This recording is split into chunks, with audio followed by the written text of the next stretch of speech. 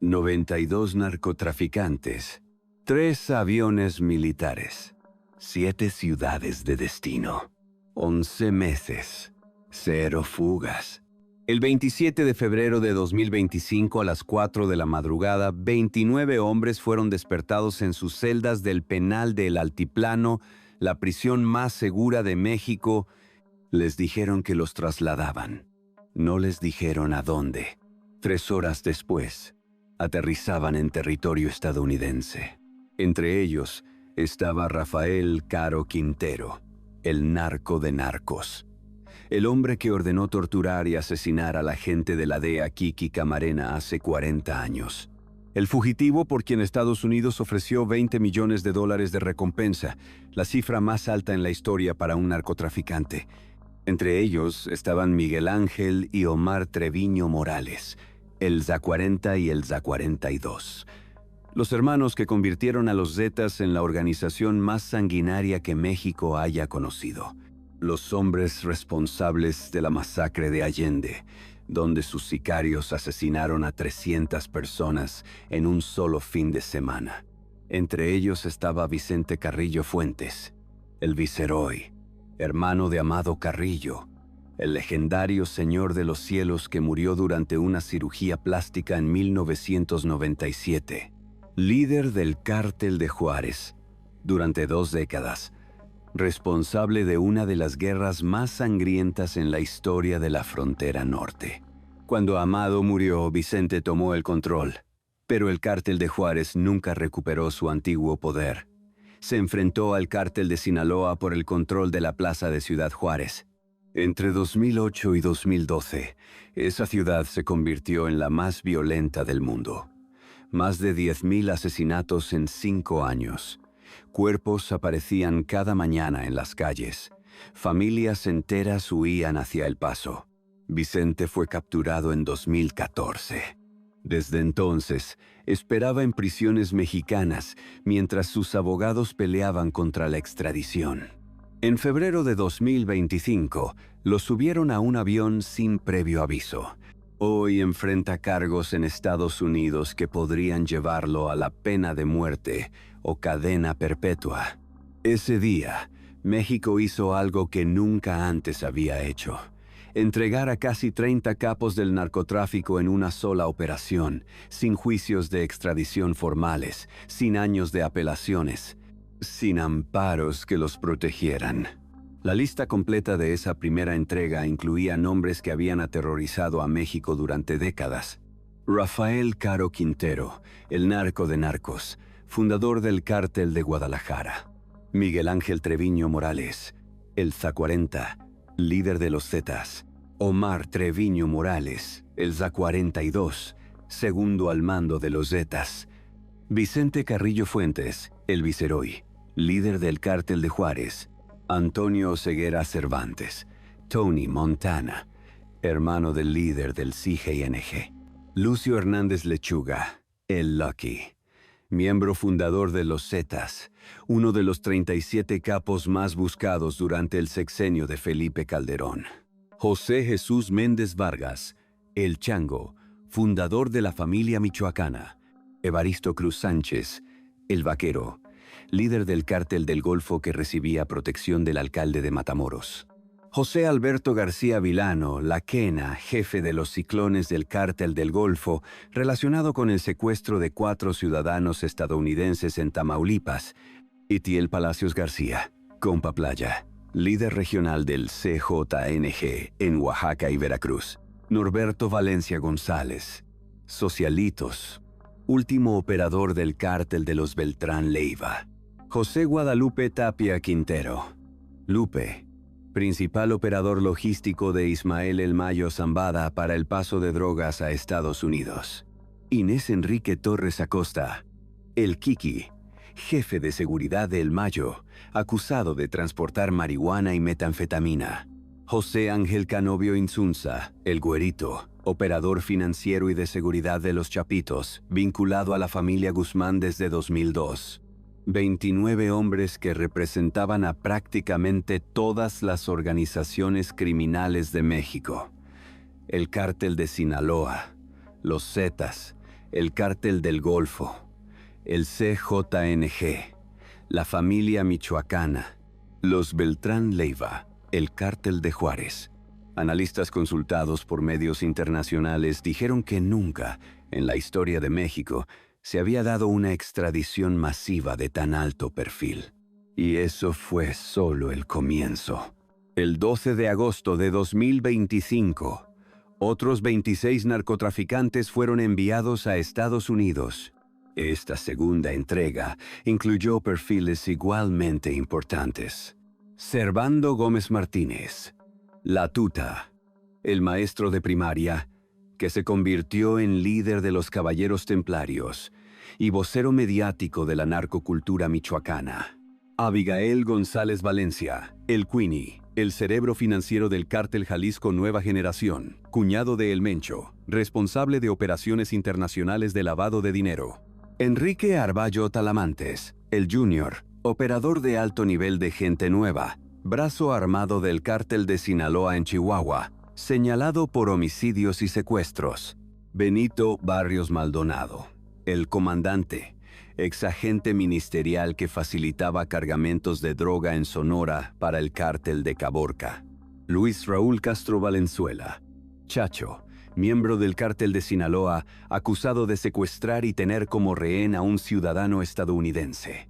Abdul Karim Conte, presunto líder de una organización de tráfico de personas que introdujo ilegalmente a miles de migrantes a Estados Unidos. Kevin Gil Acosta, quien según Estados Unidos lideraba el aparato de seguridad de los Chapitos. Martín Zazueta Pérez, también identificado como líder de seguridad de los Chapitos. Roberto Salazar, buscado por la muerte del agente del sheriff del condado de Los Ángeles Juan Escalante, asesinado en 2008. Pablo Edwin Huerta Nuño, Flaquito, considerado un violento capo de Tijuana que había operado con impunidad durante 15 años.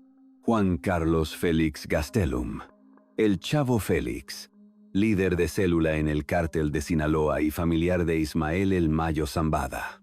Anton Petrov Kulkin, un bioquímico que operaba un laboratorio de fentanilo en Mexicali, productor clave de la droga sintética que mata a más de 70,000 estadounidenses cada año. Leobardo García Corrales, Leo, operador clave del Cártel de Sinaloa, señalado por tráfico de fentanilo a Nueva York y California. 26 perfiles que representaban desde capos históricos hasta operadores técnicos especializados en la nueva economía del fentanilo. Y el 20 de enero de 2026, la tercera entrega, 37 criminales más. Pedro Insunza Noriega, el señor de la silla, segundo al mando del Cártel de los Beltrán Leiva, responsable de la producción y tráfico de fentanilo, cocaína, metanfetamina y heroína.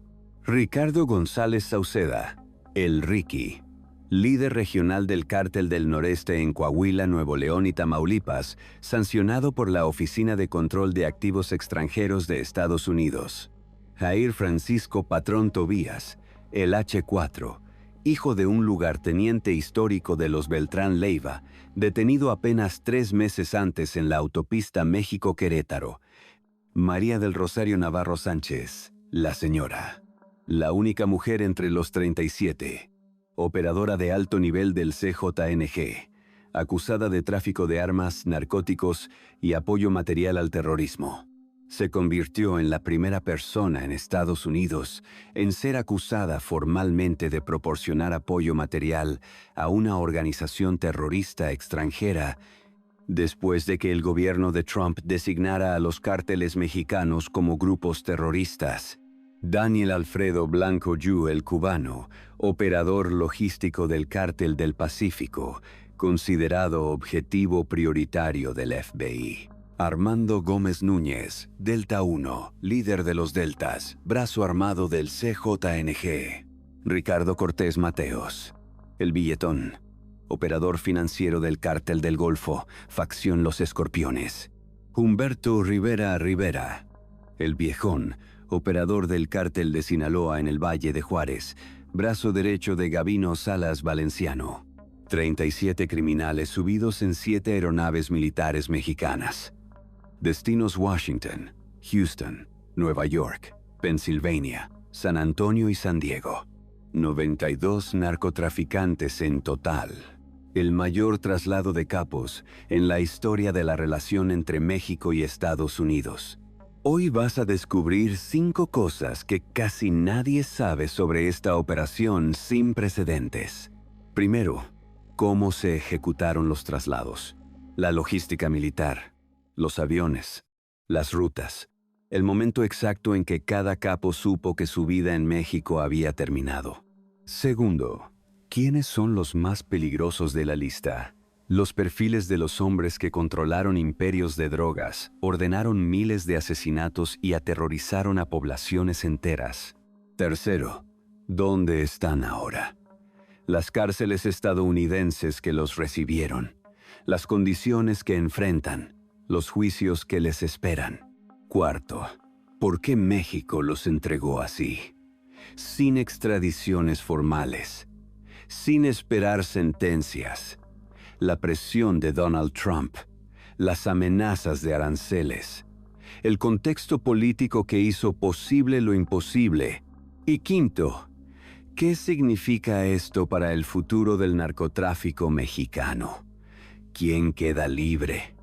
¿Quién tomará el poder? ¿Y por qué algunos analistas dicen que esto podría empeorar la violencia en lugar de reducirla? Te voy a avisar cuando llegue cada una de estas revelaciones. Si te vas antes del final, te pierdes la quinta.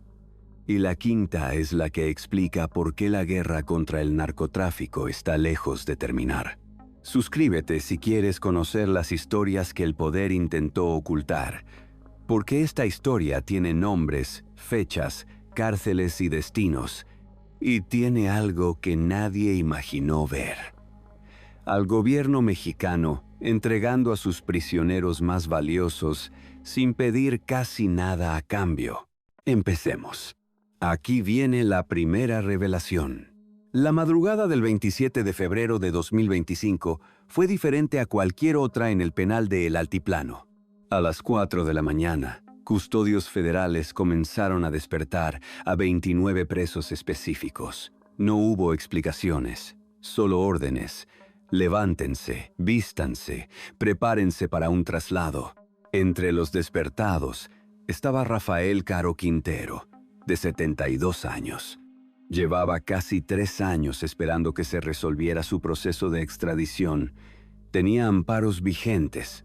Tenía abogados trabajando día y noche para evitar que lo enviaran a Estados Unidos. Creía que el sistema judicial mexicano lo protegería, como lo había protegido durante décadas.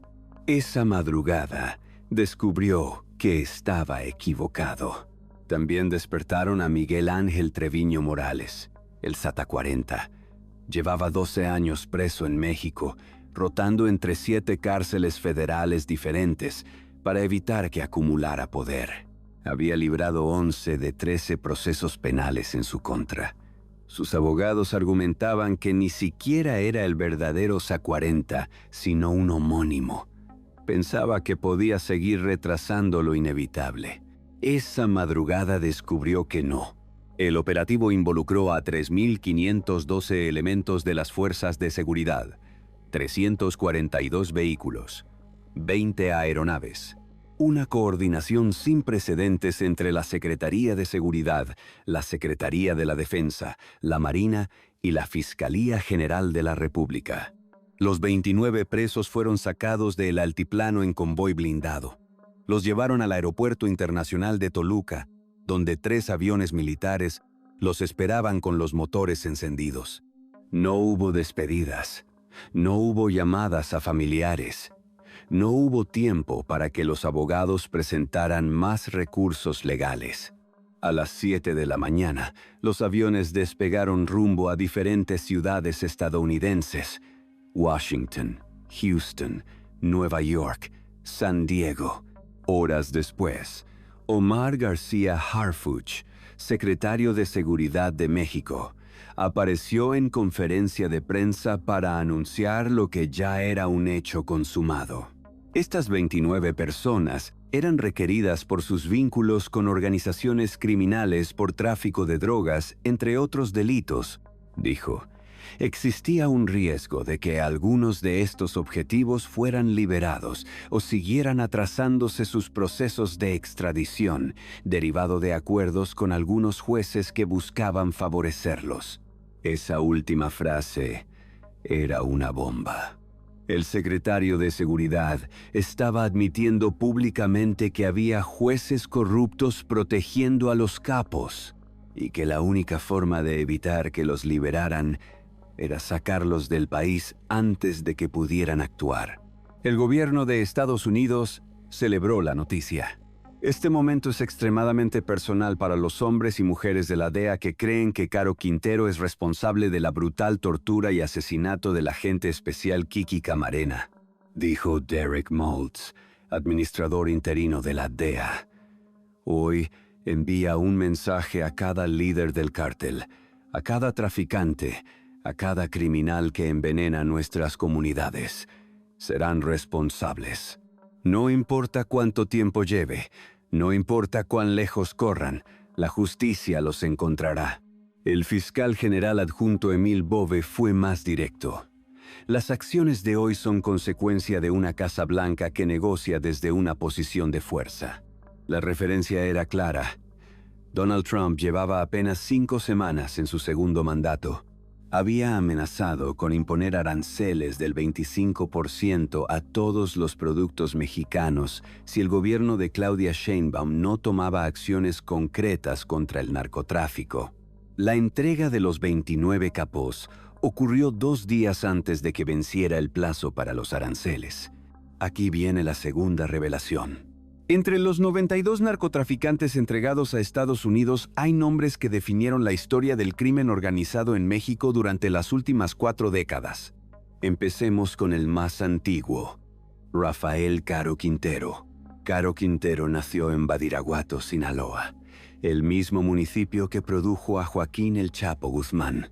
A finales de los años 70, junto con Miguel Ángel Félix Gallardo y Ernesto Fonseca Carrillo, fundó el Cártel de Guadalajara, la primera gran organización de narcotráfico mexicana. En su momento de mayor poder, Caro Quintero controlaba plantaciones de marihuana que producían miles de toneladas al año. El rancho El Búfalo, en Chihuahua, era la plantación de marihuana más grande jamás descubierta. Más de 1,000 hectáreas de cultivo, valoradas en $8,000 millones. Pero Caro Quintero cometió un error que lo perseguiría durante 40 años. El 7 de febrero de 1985, sus hombres secuestraron a Enrique Kiki Camarena, un agente de la DEA que había estado investigando al cártel durante años. Las investigaciones de Camarena habían llevado a la destrucción del rancho El Búfalo. Camarena fue llevado a una casa en Guadalajara. Durante más de 30 horas, fue torturado e interrogado. Sus captores grabaron todo en cintas de audio que hoy son evidencia en el caso. En las grabaciones, se escucha a Camarena suplicando. Se escucha el sonido de los golpes. Se escucha cómo le inyectan sustancias para mantenerlo consciente y prolongar el sufrimiento. Murió el 9 de febrero. Su cuerpo fue encontrado un mes después, envuelto en bolsas de plástico. El asesinato de Camarena provocó una crisis diplomática entre México y Estados Unidos. La DEA lanzó la Operación Leyenda, la investigación más grande en la historia de la agencia, dedicada exclusivamente a capturar a los responsables. Caro Quintero fue arrestado en Costa Rica en abril de 1985.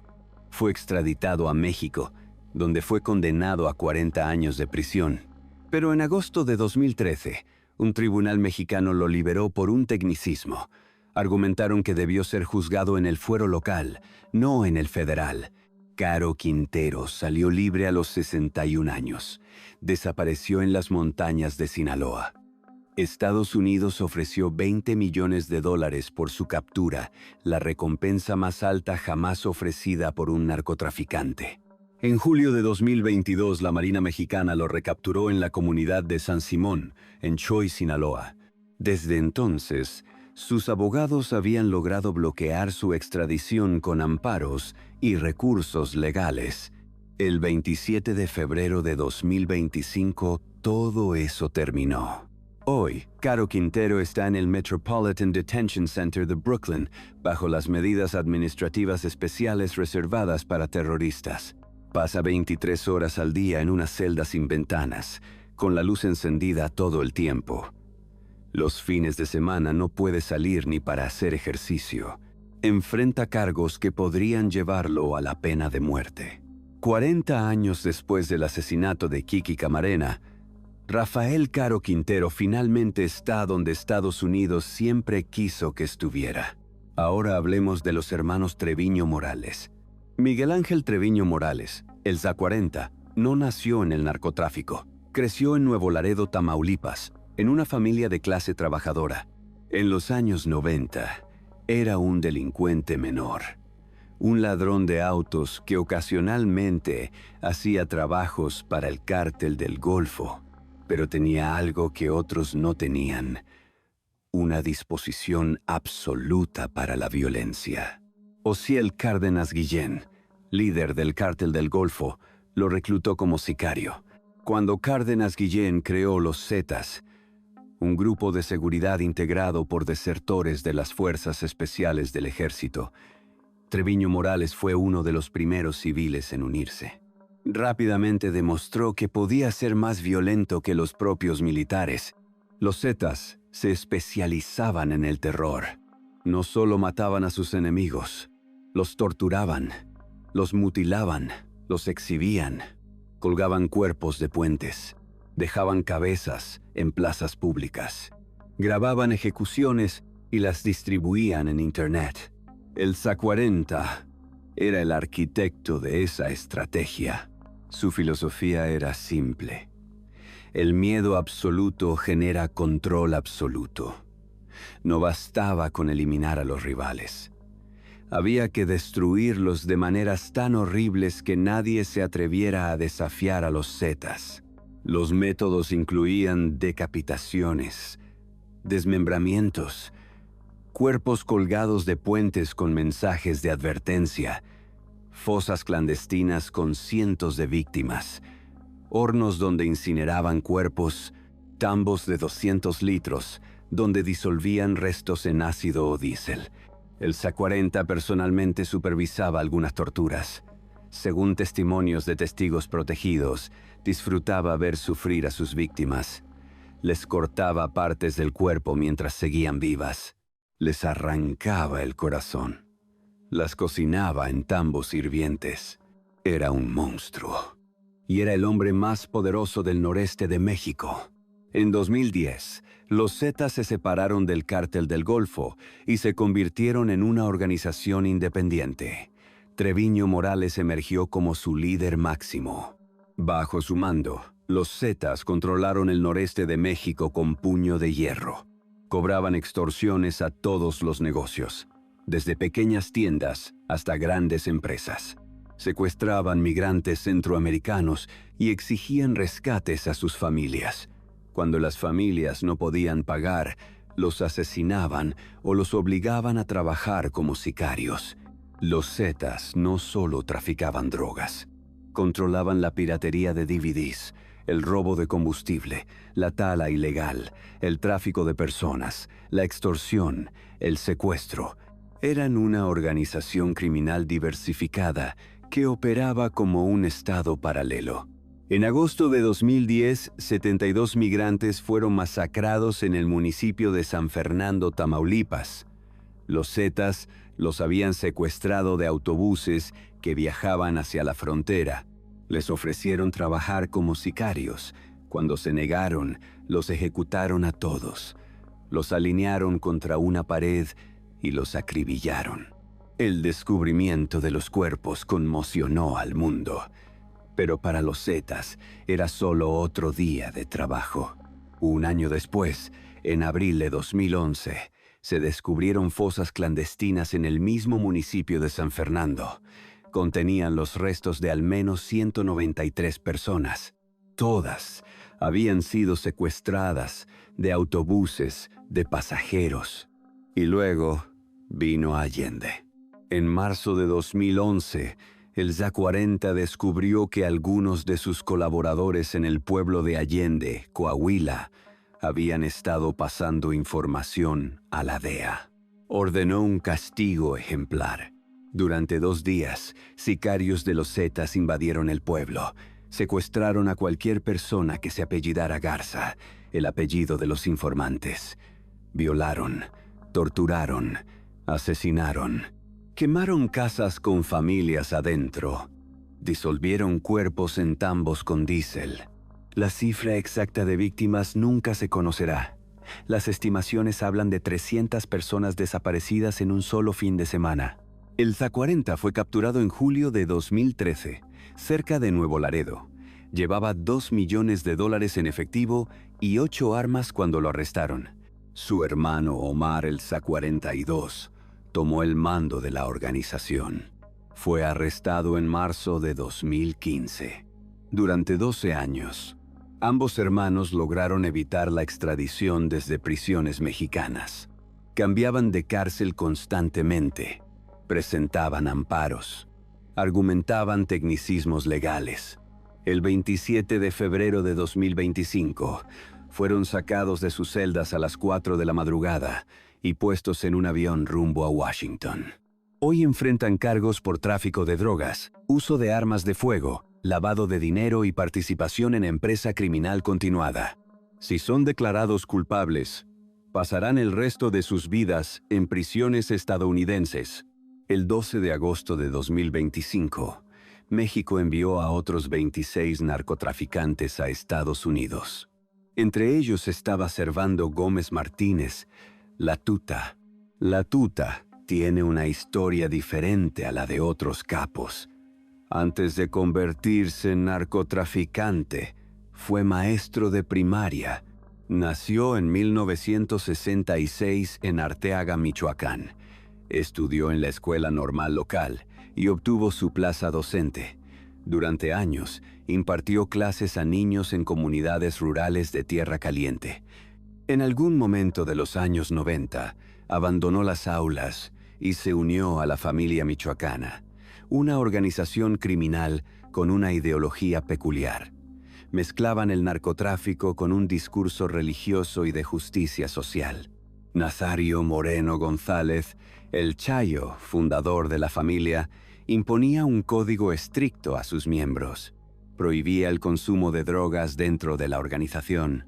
Obligaba a sus sicarios a leer textos de autoayuda y espiritualidad. Presentaba al cártel como un movimiento de liberación contra la opresión del gobierno.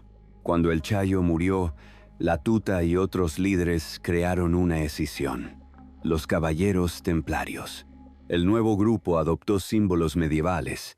Se presentaba como una orden de caballería dedicada a proteger al pueblo michoacano.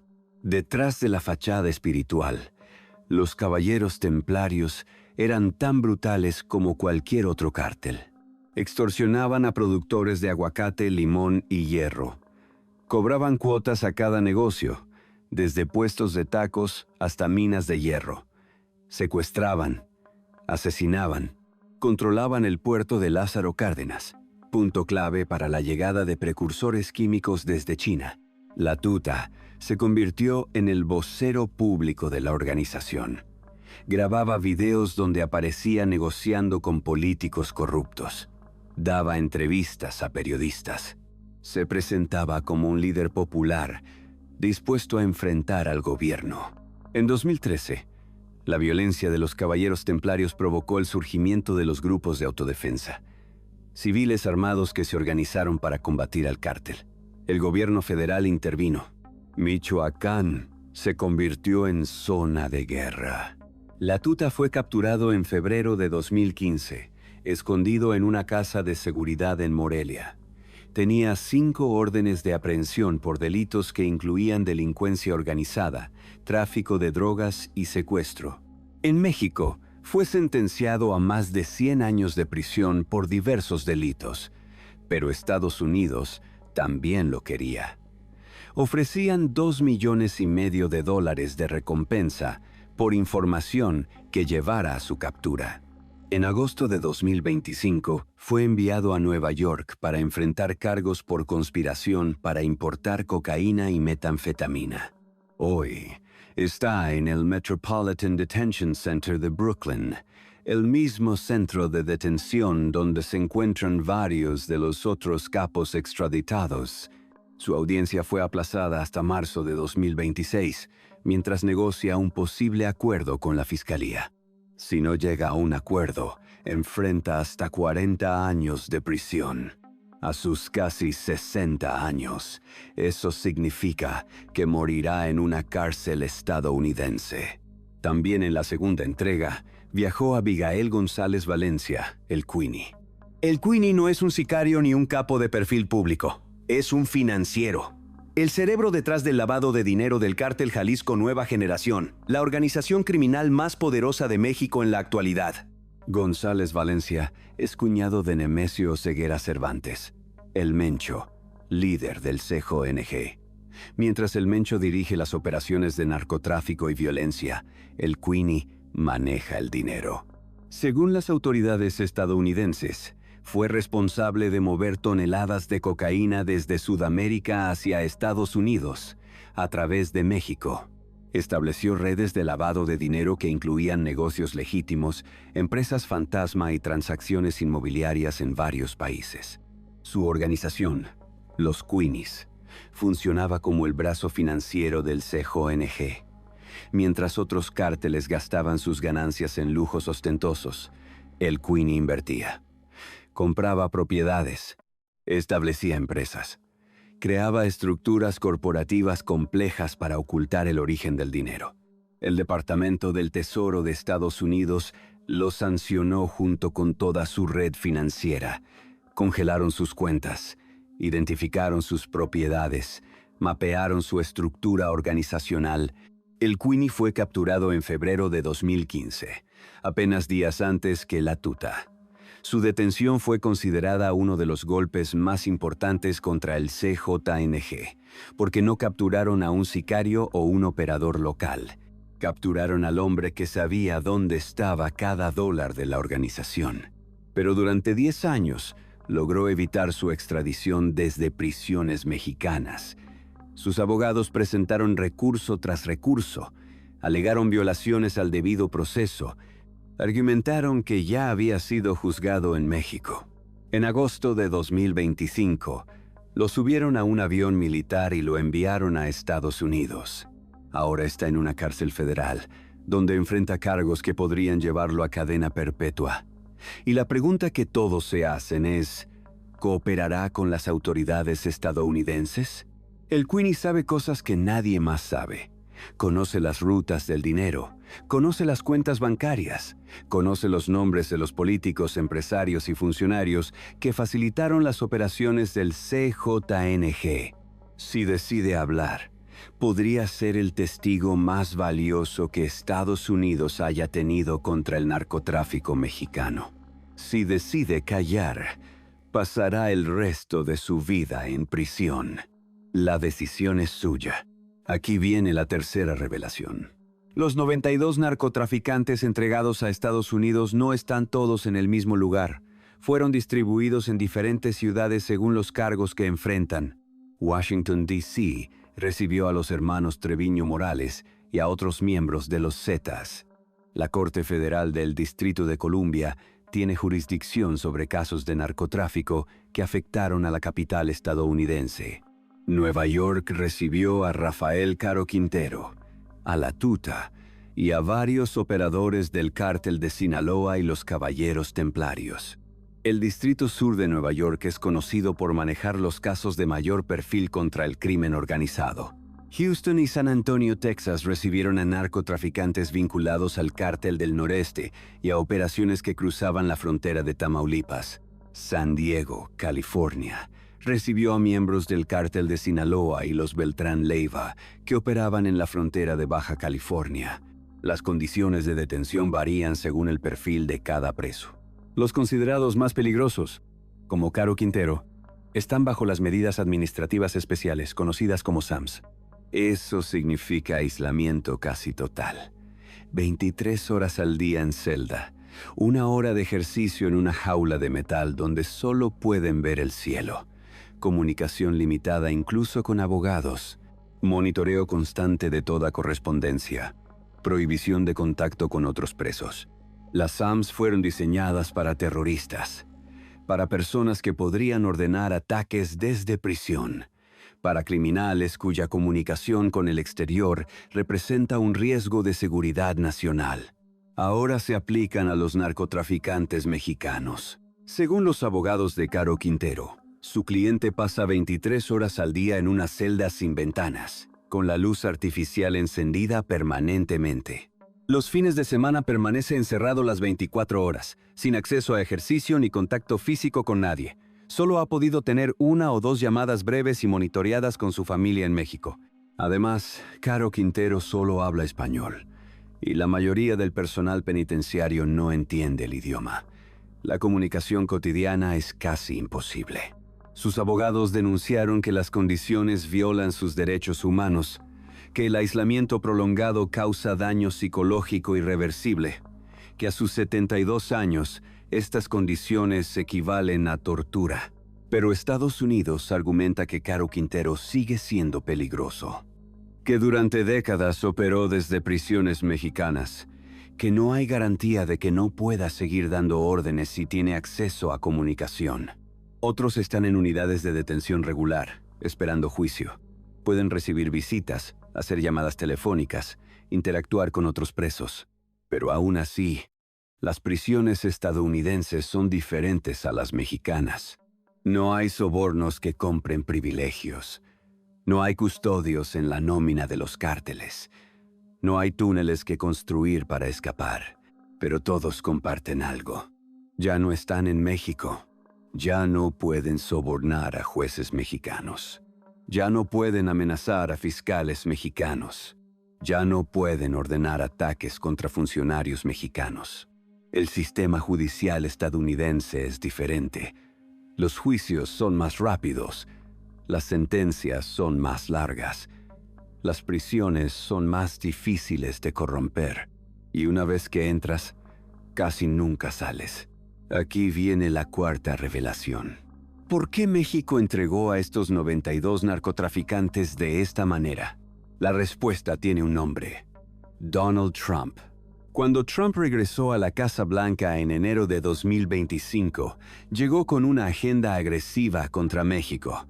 Había prometido declarar a los cárteles mexicanos como organizaciones terroristas.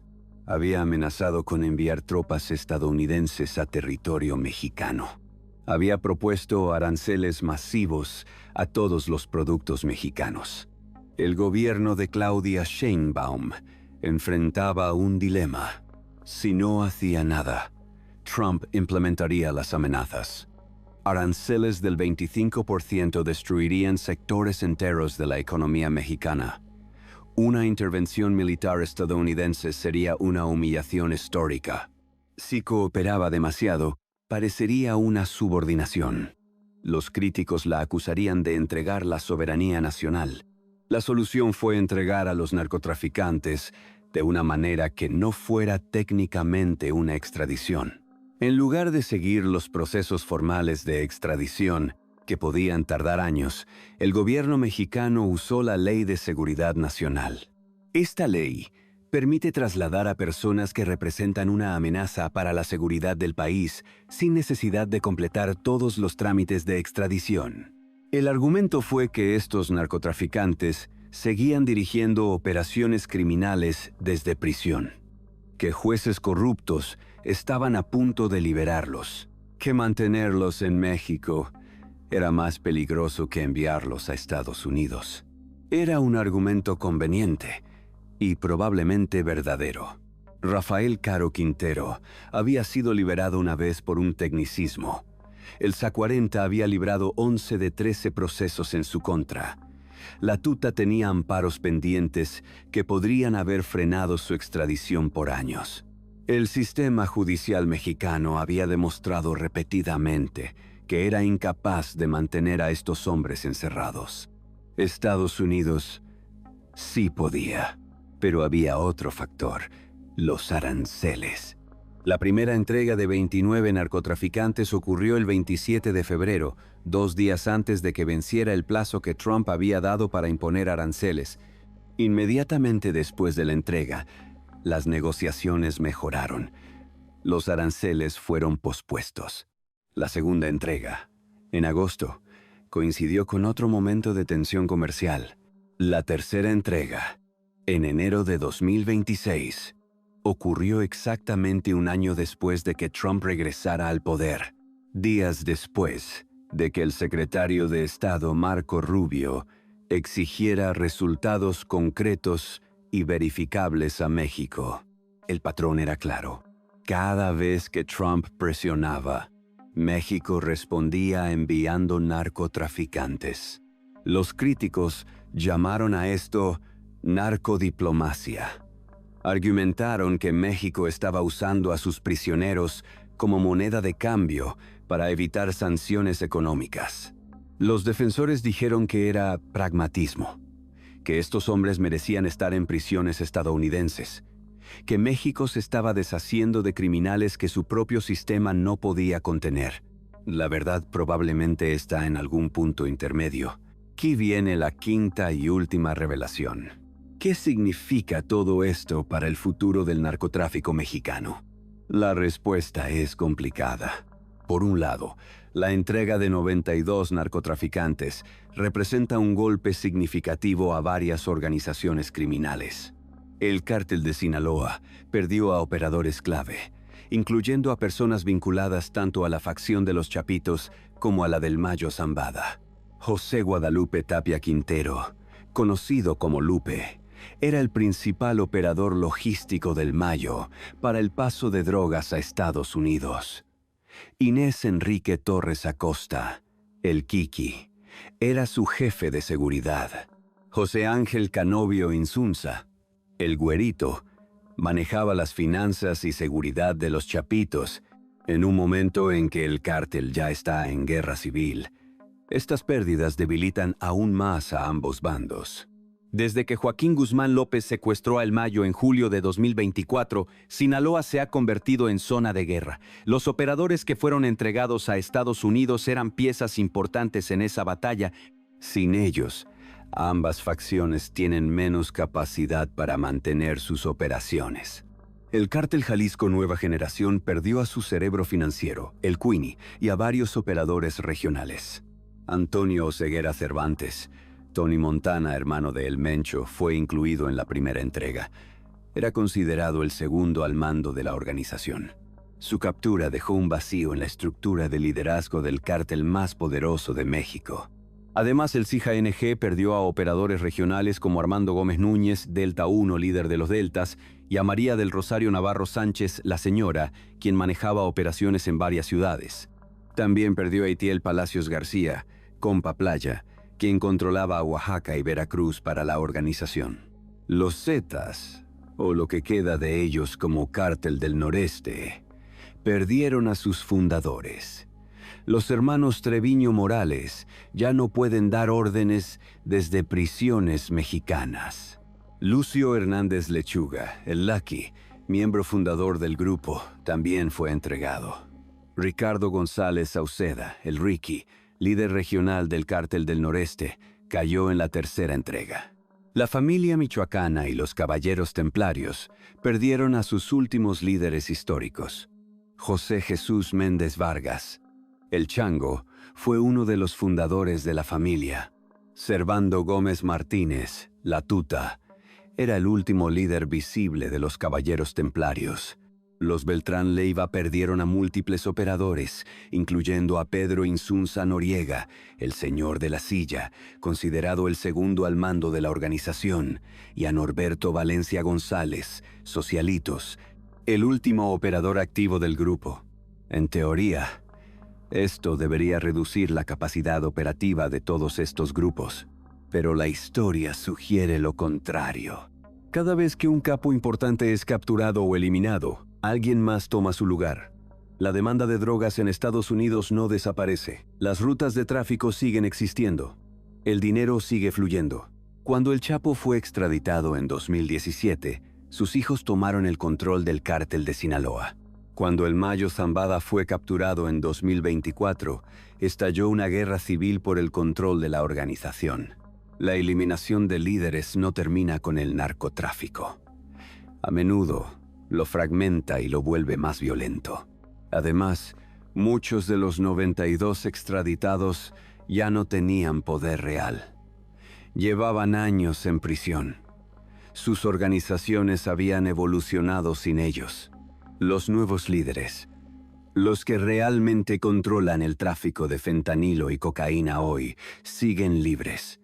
Iván Archibaldo Guzmán Salazar y Jesús Alfredo Guzmán Salazar, los dos chapitos que quedan, siguen prófugos. Nemesio Ceguera Cervantes, el Mencho, líder del CGNG, sigue prófugo. Los verdaderos poderes del narcotráfico mexicano no estaban en el altiplano. Están en las montañas, en las ciudades, en las sombras. Hay algo más que considerar. La forma en que México entregó a estos narcotraficantes sienta un precedente peligroso. Si el gobierno puede trasladar a prisioneros a otro país sin completar los procesos de extradición, ¿qué impide que lo haga con cualquier persona? Los abogados de varios de los extraditados argumentaron que sus clientes tenían amparos vigentes, que la Constitución mexicana prohíbe la deportación o el destierro, que el traslado violó sus derechos fundamentales. El gobierno respondió que no fueron extradiciones, sino traslados conforme a la Ley de Seguridad Nacional, una distinción legal que muchos juristas consideran cuestionable. Si mañana el gobierno de Estados Unidos exige la entrega de alguien que no es narcotraficante, ¿México usará el mismo mecanismo? Es una pregunta que queda sin respuesta. Lo que sí sabemos es esto: 92 hombres que pasaron años, en algunos casos décadas, evitando la justicia estadounidense, ahora están en cárceles de Estados Unidos. Rafael Caro Quintero, quien ordenó el asesinato de Kiki Camarena hace 40 años, finalmente enfrentará un juicio por ese crimen. Los hermanos Treviño Morales, arquitectos de algunas de las peores atrocidades en la historia del narcotráfico mexicano, pasarán el resto de sus vidas en prisión. La Tuta, el Queenie, el Señor de la Silla y docenas más enfrentan cargos que conllevan cadena perpetua. Para las familias de las víctimas, esto representa algo parecido a la justicia. Para las organizaciones criminales, representa una advertencia. Ya no están seguros ni siquiera en las cárceles mexicanas. Para México representa una decisión controversial que definirá su relación con Estados Unidos por años. Y para el futuro del narcotráfico, representa otro capítulo en una guerra que parece no tener fin. Suscríbete para no perderte las actualizaciones de esta historia, porque los juicios apenas comienzan. Rafael Caro Quintero tiene audiencia programada para septiembre de 2026. Enfrenta cargos que podrían llevarlo a la pena de muerte. A sus 72 años, con 40 años esperando este momento, la familia de Kiki Camarena finalmente podría ver justicia. Los hermanos Treviño Morales tienen audiencia para mayo de 2026. Enfrentan cargos por tráfico de drogas, uso de armas de fuego, lavado de dinero y empresa criminal continuada. Si son declarados culpables, pasarán el resto de sus vidas en prisiones de máxima seguridad. La Tuta tiene audiencia para marzo de 2026. Sus abogados negocian un posible acuerdo con la fiscalía. Si se declara culpable, podría recibir una sentencia reducida. Si no, enfrenta hasta 40 años. El Queenie, Tony Montana, el Señor de la Silla, el Ricky, la Señora y docenas más esperan sus turnos en diferentes cortes federales. Y mientras tanto, en México, los cárteles siguen operando. El fentanilo sigue cruzando la frontera. 70,000 estadounidenses mueren cada año por sobredosis de opioides sintéticos. La demanda no disminuye. La violencia sigue cobrando vidas. Sinaloa está en guerra civil desde que Joaquín Guzmán López secuestró a El Mayo Zambada. Más de 1,800 muertos en un año. Familias desplazadas, pueblos abandonados. El CJNG sigue expandiéndose. A pesar de perder a El Queenie y a Tony Montana, la organización del Mencho controla territorios en más de 20 estados mexicanos. Los nuevos líderes, los que realmente mueven las drogas hoy, no estaban en el altiplano. Están en las montañas, en las ciudades, en las sombras. 92 narcotraficantes están en cárceles estadounidenses, pero la guerra está lejos de terminar. Esta fue la mayor operación de traslado de capos en la historia de la relación entre México y Estados Unidos. Nunca antes se había visto algo así. Nunca antes un gobierno mexicano había entregado a tantos criminales de alto perfil en tan poco tiempo. Algunos dicen que fue justicia, que estos hombres merecían enfrentar tribunales estadounidenses, que México finalmente cumplió con sus obligaciones internacionales. Otros dicen que fue sumisión, que México cedió ante la presión de Trump, que usó a sus prisioneros como moneda de cambio para evitar aranceles. La verdad es que ambas cosas pueden ser ciertas al mismo tiempo. Estos hombres son criminales. Ordenaron miles de asesinatos, traficaron toneladas de drogas, destruyeron comunidades enteras. Merecen estar en prisión. Pero la forma en que fueron entregados plantea preguntas incómodas sobre soberanía, legalidad y el futuro de la relación bilateral. El mayor traslado de capos en la historia. Una victoria para la justicia estadounidense. Una apuesta arriesgada para México. Y una pregunta que nadie puede responder. ¿Esto hará alguna diferencia? La historia del narcotráfico mexicano sugiere que no. Pero quizás esta vez sea diferente. Quizás 92 capos menos en México signifique algo. O quizás solo signifique que 92 nuevos líderes tomarán sus lugares. El tiempo lo dirá. Mientras tanto, Caro Quintero espera en una celda sin ventanas. Los hermanos Treviño esperan su juicio. La tuta negocia con fiscales. Y en algún lugar de las montañas de Sinaloa, de Jalisco, de Michoacán, los nuevos capos planean su próximo cargamento. La guerra continúa. 92 menos. Pero la guerra continúa.